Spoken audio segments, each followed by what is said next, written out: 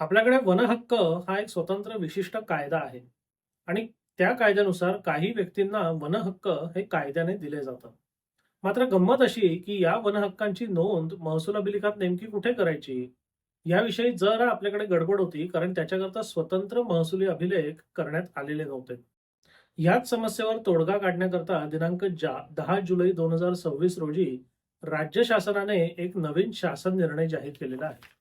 हा शासन निर्णय काय म्हणतो?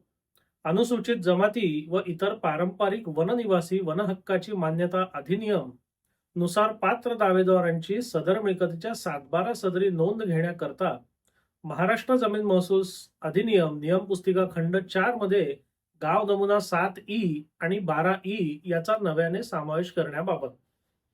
सद्यस्थितीत वनहक्क प्राप्त दाव्यांच्या नोंदी गाव नमुना नंबर 7 इतर अधिकारामध्ये या स्तंभाखाली करण्यात येतात. तसेच याच स्तंभात अनुसूचित जमाती व इतर पारंपरिक वननिवासी वनहक्कांची मान्यता अधिनियम चे कलम 4(1) अन्वये प्रदान करण्यात आलेला हक्क वारसागामी असेल, मात्र संक्राम्य किंवा हस्तांतरणीय नाही असंही स्पष्ट नमूद करण्यात येतं. तथापि वनहक्क प्राप्त दाव्यांच्या नोंदी म्हणजेच वनहक्क धारकांच्या नोंदी गाव नमुना नंबर 7 अधिकार अभिलेखातील इतर हक्क या स्तंभाखाली करण्यात येत असल्याने त्यांना त्यांच्या पिकांची नोंद करण्याची सुविधा उपलब्ध नसते. सदर खातेदारांना त्यामुळेच ॲग्री स्टॉक योजनेअंतर्गत शेतकरी ओळख क्रमांक प्राप्त करणं किंवा कृषी विभागाच्या इतर योजनांचा लाभ मिळणं, पीक कर्ज मिळणं, याशिवाय इतर योजनांचा लाभ मिळण्यामध्ये सुद्धा अनेक अडचणींचा सामना करायला लागतो. आणि हे लक्षात घेऊन हा नवीन शासन निर्णय जाहीर करण्यात आलेला आहे. हा शासन निर्णय आता काय म्हणतो?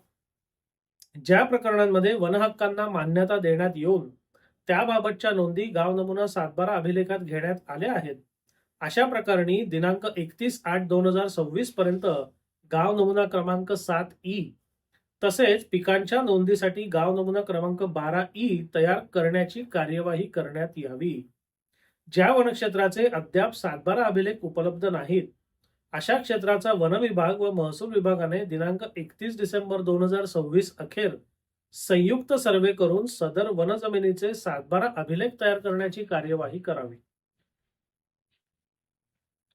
ज्या जमिनींचे 712 उपलब्ध नाही अशा वनपट्टा धारकांच्या बाबतीत वन विभागाकडून वनपट्ट्यावर कंपार्टमेंट क्रमांक नमूद करण्यात आलेले आहेत. अशा प्रकरणांमध्ये संबंधित कंपार्टमेंटच्या जमाबंदीचा प्रस्ताव वन विभागाने भूमी अभिलेख विभागास सादर करावा. सदर प्रस्तावाच्या आधारे भूमी अभिलेख विभागाकडून जमाबंदीची प्रक्रिया पूर्ण करण्यात यावी. त्यानंतर महसूल विभागामार्फत विहित प्रक्रियेनुसार गाव नमुना क्रमांक 7 ई आणि 12 ई हे तयार करण्यात यावे. वनहक्कांना मान्यता देऊन ते निहित केल्यानंतर याची नोंद अधिकार अभिलेखात स्वतंत्ररित्या गाव नमुना क्रमांक 7 ई मध्ये करण्यात यावी. तसेच पिकांची नोंद गाव नमुना 12 ई मध्ये करण्यात यावी. अशा नोंदी करताना जिल्हास्तरीय वनहक्क समितीकडील उपलब्ध मूळ दस्तावेज अभिलेख यामधील नोंदींचा आधार घेण्यात यावा.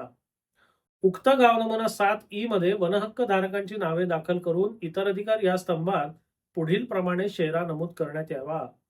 अनुसूचित जमाती व इतर पारंपरिक वननिवासी वनहक्कांची मान्यता अधिनियम 2006 कलम 4(1) अन्वय प्रदान करण्यात आलेला हक्क वारसागामी असेल, मात्र संक्राम्य किंवा हस्तांतरणीय नाही.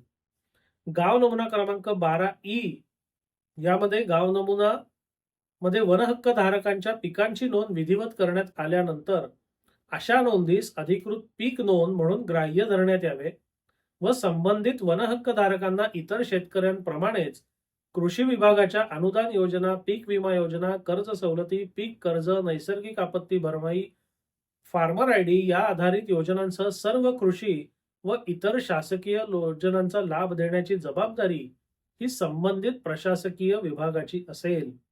ज्या प्रयोजनाकरता वनहक्क दावा मान्य करून वनपट्ट्याचे वाटप करण्यात आलेले आहे, त्याच प्रयोजनाकरता वनहक्क दाव्याअंतर्गत जमिनीचा वापर करण्यात यावा. हा एक अत्यंत चांगला निर्णय आहे. याने थोडक्यात काय झालंय की एका कायद्याने ज्या व्यक्तीला वनहक्क मिळाले पण त्याची नोंद करायची सोय नाही, त्यामुळे त्या शेतकऱ्याला त्या नोंदीच्या अभावी विविध योजनांचा लाभ घेता येत नव्हता. आणि ही अडचण दूर करण्याकरता आता 2 स्वतंत्र गाव नमुने तयार करण्यात येणार आहेत. त्या गाव नमुन्यांमध्ये या लोकांच्या नावाची आणि पिकांची नोंद करण्यात येईल आणि इतर शेतकऱ्यांप्रमाणेच या अभिलेखाचा वापर करून त्यांना विविध योजनांचा फायदा घेता येईल.